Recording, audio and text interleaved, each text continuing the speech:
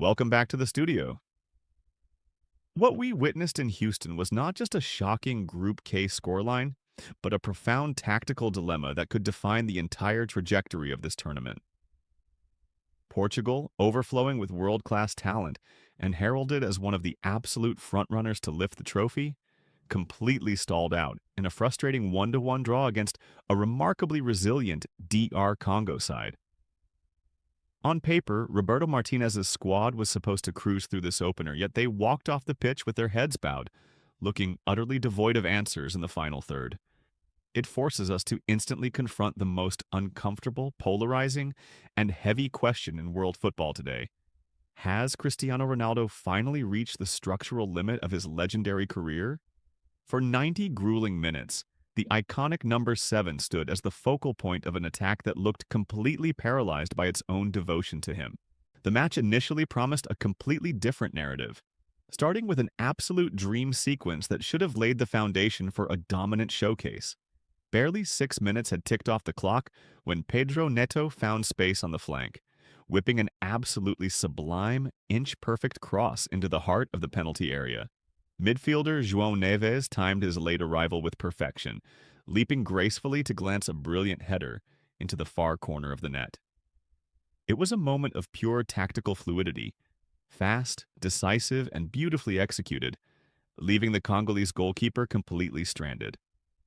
At that exact moment, watching the Seleção celebrate, you would have been forgiven for thinking we were about to witness a comfortable, high-scoring routine victory. Instead, what followed was a masterclass in collective complacency that shifted the entire psychological momentum of the game. Rather than pressing their advantage and aggressively hunting for a second goal to bury the match, Portugal noticeably dropped their intensity levels and began circulating the ball with zero urgency. They treated the pitch almost like a training ground exercise, opting for safe horizontal passing sequences that allowed their opponents to comfortably reposition themselves. This total lack of verticality meant that despite holding massive chunks of possession, Martinez's men failed to generate genuine chaos inside the box. The sterile dominance became a slow trap, completely suffocating the creative spark of geniuses like Bernardo Silva, who endured a highly uncharacteristic and remarkably flat afternoon. Let's put the tactical lens directly onto Cristiano Ronaldo because his performance in this historic sixth World Cup appearance requires an honest, objective breakdown. Operating as the central striker in a 4-2-3-1 system, Ronaldo cut a deeply isolated peripheral figure, registering a mere 29 touches across the entire 90 minutes. At 41 years of age, he simply no longer possesses the explosive, dynamic mobility required to relentlessly stretch a compact, disciplined defensive line. His positioning was highly static, frequently sitting between the center backs and waiting for the play to be constructed around him, rather than dropping deep to help facilitate the build-up.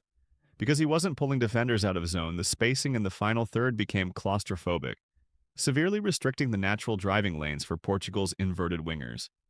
The critical issue, however, extends beyond his physical limitations to the structural impact he imposes on the rest of the squad. Is Portugal sacrificing its immense collective efficiency just to accommodate its greatest living icon?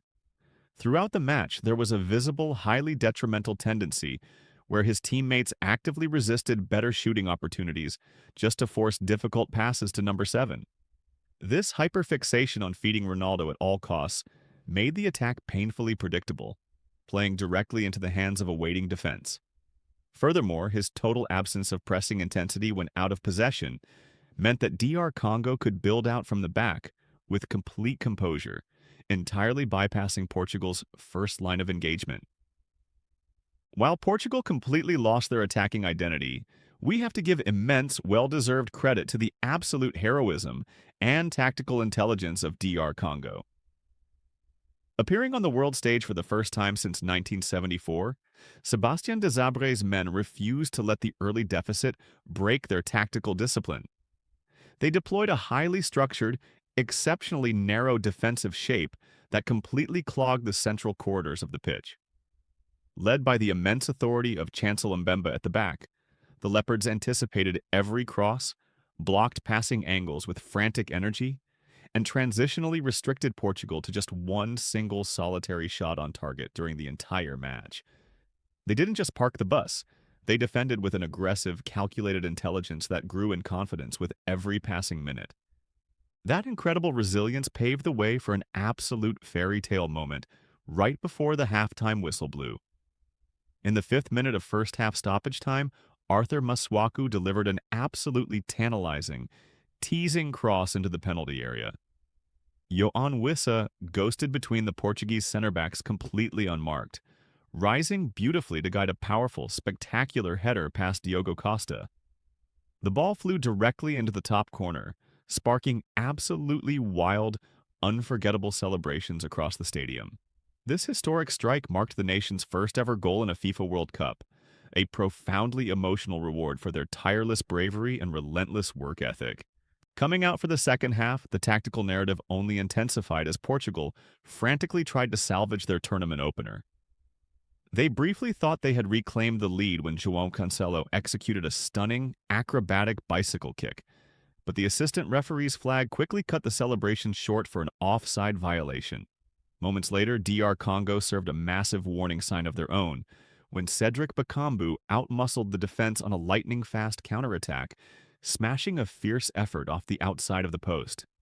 Roberto Martinez frantically threw on creative dynamic sparks like Rafael Leão and Francisco Conceição to inject much-needed verticality. Yet even as the service into the box finally improved, the primary target simply could not find his clinical edge.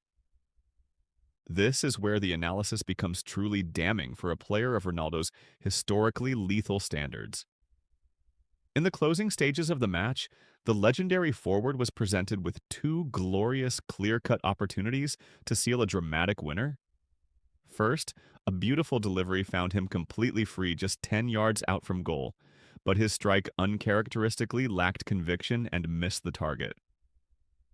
Just minutes later, a virtual carbon copy chance presented itself inside the box. But once again, his finishing let him down, leaving him cutting a profoundly frustrated, anguished figure. Seeing Lionel Messi score a sensational hat-trick the previous day, the pressure on Ronaldo to respond was astronomical, but this performance unfortunately exposed a harsh, unyielding reality about the passage of time. When the final whistle blew, the contrasting emotions on the pitch told the entire story of this fascinating tactical battle. For DR Congo, this hard-earned point is a monumental historic triumph that proves they can stand toe-to-toe with the world's absolute elite. For Portugal, this is a massive, urgent wake-up call that exposes deep structural vulnerabilities ahead of their must-win matches against Uzbekistan and Colombia. It leaves Roberto Martinez facing a legacy-defining crossroads as a manager. Now, I want to hear from you down in the comments below. Is it time for Portugal to phase Cristiano Ronaldo out of the starting lineup and build around the younger generation, or does he deserve to keep leading the line? Hit that subscribe button for more deep tactical breakdowns, leave your thoughts, and I will see you in the next video.